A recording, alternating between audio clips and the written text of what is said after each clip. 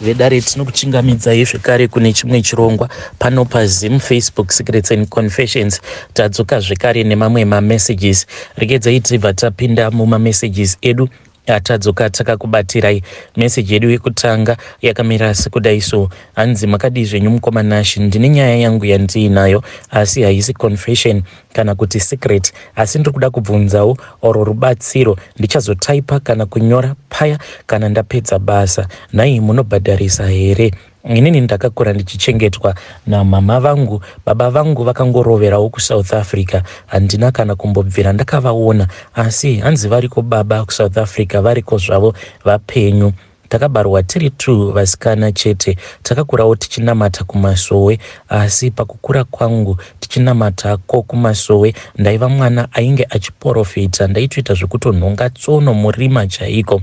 Pamba pedu paisashanya muyenzi, ndisingazivi kana nhumbi dzaanenge achizouya akapfeka. Ndaitodziziva kuti achauya achange akapfekei. So mumwe musi ndakazoti ndava grade 4 tichiti tasarwa ne1 day kuti tivhure zvikoro term 2.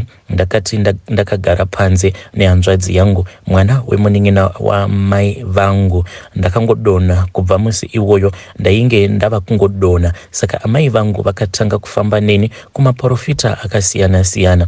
Vamwe vachiti uyu ane shavi renjuzu, vamwe vachiti mweya yemadzinza. Zvadaro ndakazonamatirwa nevamwe madzibaba. Kudonha kuya kwose kwainge kuchimboitika pandiri ndokubva kwapera, asi ndakatoita almost 2 years ndichirwara, ndichingoita zvinhu zvaisanzwisisika, asi ndakapona hangu. Kubva pandakapora kusvika izvezvi handichaoni kana chinhu, handichaprofiti. Ndakakura ndiri mwana uya wekuti ndainge ndiine lucky. Ndaiti kunyangwe ndikaenda kuchikoro ndisina chikafu, ndaingonhonga mari kana chikafu chikapera mumba. Ndaikwanisa kungopiwa mari nemunhu wandisingazivi, kana kuti munhu aikwanisa kungoti kwandiri, uya iwe undikwenure musoro wangu. Ndaizoti kana ndakwenura munhu uya musoro wake obva andipa mari, asi mari iyo yaizondipa inenge yakati wandei, zvekuti ndaizoti kana ndatarira mari iya ndaitoona kuti mari iyi inotokwana kutotenga hupfu kana mafuta kana icho chinenge chapera mumba. Ndaitongowana mari yacho, so simple like that. Ndakazoti ndava form 2 ndakarota ndiri muroom yainge iine rima rakapetwa katatu chaiko, asi ndakangoona zilight richibaka mudenga. Ndokubva padzika murume ainge akapfeka nguo chena asi akabata machira matatu. Munhu uyu akadzika achibva mudenga, ainge akabata rimwe jira rewhite, reyellow, inenge gold neresky blue. Ndokutonditambidza. Ndaingorota hope dzakawanda wanda, dzimwe ndichitorota ndiri pakati peIndian neAtlantic Ocean, paya pane line racho, asi ndakamira pamusoro pemvura. Ndomborota ndiri n'anga kazhinji kacho. Pamwe ndaimborota machira echivanhu aya, pamwe ndainge ndichitomborota ndichiudzwa kuti ukaramba kutevedzera gwara iri uchafa uchitambudzika. Ndinoti ndikaenda kumaprofita vanonditi ndine njuzu, vamwe vanoti muri kuitwa mukadzi nezvikwambo, vamwe vanoti ndine donha shavi remumvura, zvekuti mukuzoroorwa kwangu kuzobata mwana kunogona kuzondinetsa. Vamwe vaprofita vanoti kuti ndizoita mwana ndinofanira kutotanga ndaomberwa nekukumbirirwa murelationship chaimo. Handigari, ndinosema kana kusemewa. Ndini pabasa chaipo ndinotoshanda zvekutoshingirira. Ndinovengwa nemunhu wose, handikwanise kugara panzvimbo zvakanaka. Ndinenge ndichingopomedzerwa mhosva, ndinenge ndichingonzi ndiri kudanana nevarume vevanhu. Handitokwanise kutowirirana nevanhu vechikadzi, vanongondisema kana kutondipomera mhosva. Mugoona upenyu mukoma. Ndiri munhu munyoro, ndine mwoyo wakanaka ende ndine tsitsi, asi handizivi kuti nei vanhu vachinditreat so bad like this. Saka inini ndikuda kubvunzawo vedare kuti ndingabatsirikanawo sei. Ndinokumbirawo maadvice kana kuine vanobatsira zvisina mushonga mukati, ndibatsireiwo. Upenyu hwangu ndangova munhu ari kungoraramawo nekuti munyama wacho unorwadza, munyama uyu wandinawo. Hey vedare, ndo message iyo yandakatumidzirwa ichibva kuna vanzvadzi vedu zvakangoma hazvo vedu we kana kuino vanoda kuvabatsira vanzvadzi vedu ava please uyai kuinbox kwangu ndinge ndichizoshare nemi madetails avo vanzvadzi vedu ava kuti vakwanise kubatsirikanawo zvekare nyaya iyi yekuti manjuzu tichamboti tinge tichibvunza kuti why is it vanhu vatsvuku vachingonzi munhu uyu ane mweya wemanjuzu kazi zvinofambidzana neskin color here what goes on there ende nyaya iyi yekuti mwana anenge achingoita good luck chii chinenge chichimboitika pamwana iye then at the end mwana uyu anobva azotanga kuita bad luck zvinoitika munyika zvinongotyisa. Pandaverenga nyaya yavo iyo vachiti ndainge ndimbori munhu aiva negood luck ndabva ndarangarira kuti pandainge ndiri mugrade 6 I think ndakangobhadharirwa school trip nemunhu watisina kuona, munhu watisina kuziva. Munhu iye akangoenda kanobhadhara school trip paprimary school pandainge ndichidzidza. Ndakazotoshamisika ndava kutopiwa receipt even pandakadzokera kumba ndichinovaudza kuti ndabhadharirwa school trip nemunhu wandisingazivi. Vakatofungidzira kuti pane munhu wandainge ndabira mari. Up until this day munhu iye akandibhadharira school trip handitombomuzivi. That was the time apo mudhara pavaimboti vakarwara vobva vambosangana nemaproblems ekuti vaimboshaika, then ndikabhadharirwa school trip nemunhu wandisingazivi. Strange things do happen in this world. Regedzai tibva taenda panyaya yedu inotevera. Nyaya yedu inotevera yakamira sekudai so. Hanzi makadi zvenyu mukomanashi, ndiri kurwadziwa kani, ndiri kurwadziwa mukoma.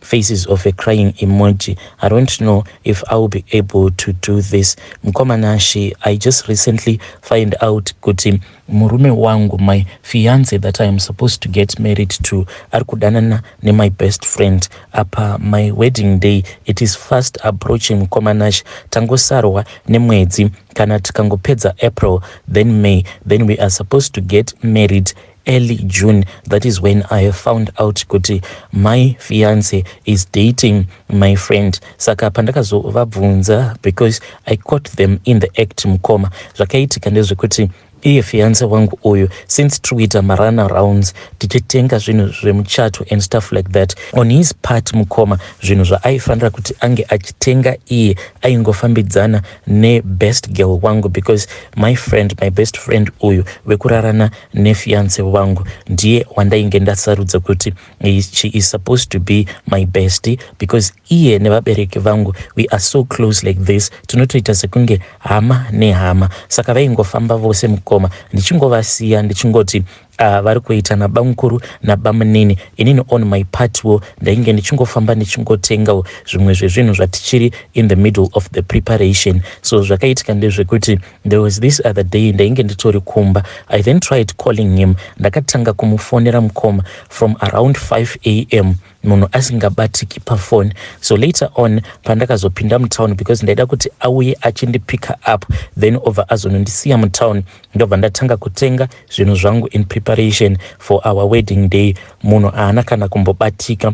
Ndakazoti ndamufonera munhu akabva azoti haako kubasa nekuti aenda out nebasa. Ameno kuti this feeling yandakangonzwa mukoma, ndakangonzwa hura hwangu huchisungika. Ndikatanga kungozvibvunza kuti is this guy honest kuti iye haako kubasa kwavo. So ndakabva ndazongoenda kuma-offices kwavo. Ndakati ndichinosvika pareception, the girl was very suspicious because iye akangonditi do you have an appointment. Ndikati iwe since when ndichiita appointment nemurume wangu. So takangotaura paipai when she was trying to block me.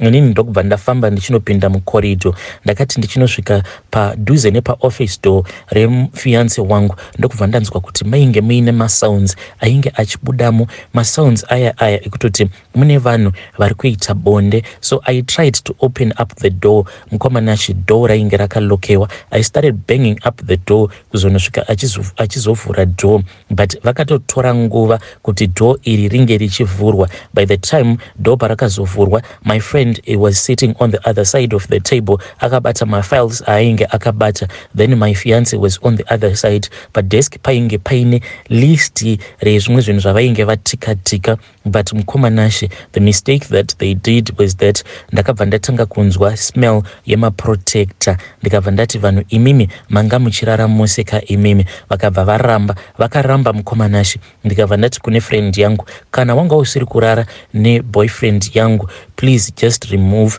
your underwear so that ndikwanise kuona kuti zveshuwa there is nothing that is coming out of you. Iye akabva aramba, ndokubva ndatanga kuita nharo ndichirwidzana naye. Ndipo pandakabva ndazoona kuti kuseri kwecheya yefiance wangu painge paine protector rainge rashandiswa but risati rapedza kushandiswa, kungoratidza kuti munhu akangorikurura ndokubva arikanda kuseri kwecheya yake, thinking kuti inini ndaisazoriona. Pandakanhonga ndo friend yangu payakazobudamo ichitiza ichikumbira ruregerero. So the thing is, my boyfriend iye akabva azondibata rough ndokubva apinda neni mumotikari and akabva azoenda neni kumba kwefriend yangu ndokubva azotigarisa pasi. Akabva ati this is a mistake that they did. Saka ivo vari kuti vachazama kundiripa, vari kungoti let us go ahead with this wedding since mari dzakatobuda kudhara, venue takatobhadhara mukoma, venue yemari refu, we had to pay $4,000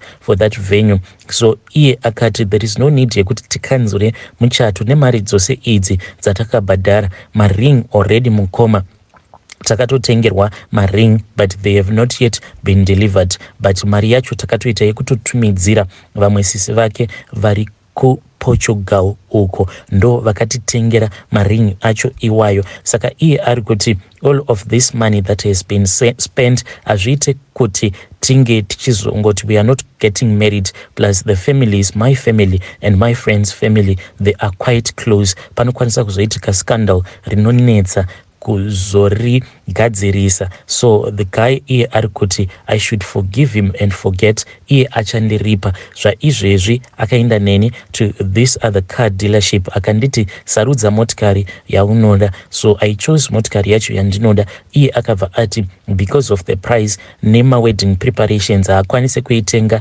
in cash, so vakabva vataurirana kuti anenge achiuya nemari yacho half. So far akatoendesawo zvimari. Iye akati the condition is that panonoperawo April ndinenge ndapedza kubhadhara motikari iyi, will you agree kana tikaita zvinhu zvose izvozvo zvatatenderana. So mukoma at that time, because of the pain of thinking about my mom and my friend's mom, ndakabva ndangoti alright, it is okay, ndikabva ndaaccepta. So andizivi kuti ndo zvazvinoitwa here pachivanhu chedu kuti munhu anongokuti ava kuda kukuripa at the same time achikuudza kuti do not tell anyone. Now zvava kundidya usiku andirare, ende izvi zvakabva zvazokonzeresa kuti iye ange achimanikidza bonde neni. His excuse was that inini since ndakambopinda mumarriage before ndiri munhu ainge achigara nemukadzi on a daily basis kana kutorara nemukadzi on a daily basis. Saka kubva zvatakatanga kudanana iwe wakandiudza kuti hausi kuda kuti tizoita iwo wakataura kuti audi kuti tiite bonde until we are married, so it has been affecting me. Ndikazongogumisidzira ndava kurara nefriend yako, not kuti I like her or I love her, I was just using her so that ndinge ndichingozvisatisfya. Is it a reason yekuti ndingamuregerera? Please assist me. I used to think kuti zvimwe kuda ndichazvikanganwa, but now that the days are fast approaching, ndikutoona kuti it is a difficult thing kuti ndinge ndichimuregerera. I can't sleep at night. Even patakatanga kuita bonde pacho, I kept on picturing him achindiita izvo zvaainge achiita friend yangu. So I am scared. I don't know what to do. Iye akati kana tango chata chete, then we move out of Zim tobva taenda kuno rejoina with his cousins vari kuEurope, then we will forget about everything that happened and there will be no communication that will be happening between me, my friend and him. Tose tiri 3 kudaro, so tichangomeka sure kuti inini naye we have to iye akati inini naye we have to make sure kuti we will never communicate with our friend until we die. So mukoma, please assist me nevedare renyu ndibatsireiwo, because I am totally confused. I do not even know what to do anymore. Should I go ahead with the marriage kana kutoti marriage yacho yatokanganisika from the word go? And I am scared to disappoint my mom, because my mom, she is now making an example out of me. Vanongoti wose anenge achita zvemaboyfriends vanobva vati inini ndakazvibata kubva kuhigh school kuzonosvikawo ndichinyora A-level yangu, handina hangu kuzoenda kuuniversity, but I have been keeping myself. My mom, as far as she knows, I am still musikana akakwana, but havasi kuzviziva kuti nesituation iyi yakaitika ndava kutotanga kutorara nefiance yangu. Iye ari kunditi ndoda kuti unge uchibatira pamuviri tisati tachata. Saka he is busy with me almost on a daily basis. Anototi ange achida kurara neni. I am so scared kuti saka izvezvizvi my periods days, since they are fast approaching, kana ndikasaenda kuma periods hakusi kunzi ndinenge ndatonyutswa here, plus vanhu ava vari vaviri havazongorambi vachidanana here. Why is it vakararana in the first place? It hurts me a lot. Please advise me. Hey, vedari ndo message iyo yandakatumidzirwa ichibva kuna vanzvadzi vedu, kune mwanasikana uyo. Zvakangoma hazvo vedu we, hanzi Ndakabata fiance wangu achiita bonde hake, achiita bonde nebest friend yangu muoffice make. Apa vanhu ndaingoti vanhu vari busy vari kugadzirira zvemuchato, ininiwo ndaifamba ndichitenga zvandainge ndichitenga, ivowo vaiwanza kufamba vari vose. Izvo vanhu zvavo vanotoita love making. Hey, pakaipa. Hanzi ndikuda kutengerwa motikari. Akanditi please forgive me, I'll buy a car for you. At the same time ari kuti kana tapedza this wedding, then we go to Europe uko kune ma-cousins ake, then we start over. Mwanasikana uyu oita sei? Hey, zvakangoma. Ndoona kunge mwanasikana uyu atova pa-disadvantage already. Mukomana akatoputsa chirangano chavo chekuti vachazotanga kurara vose after marriage. Apa nawo mukomana ava kuda kuti mwanasikana uyu abatire pamuviri. Hey, pakaipa. Please tell me what you think in the comment section. Hey, pakaipa. I know kuti vanhurume vazhinji vanenge vachitosapota mukoma ava kuti what he's doing is right. Vari kuda kutogara vatongosecure the deal, because vakasasecure the deal nemari dzose dzavakabuditsa vanenge vatonyura. Saka munhu akabatira pamuviri, he has secured the deal. Vobva vazodhila the cheating part vava husband and wife. Ameno kuti vanhukadzi munoti kudii nezvayo nyaya iyi.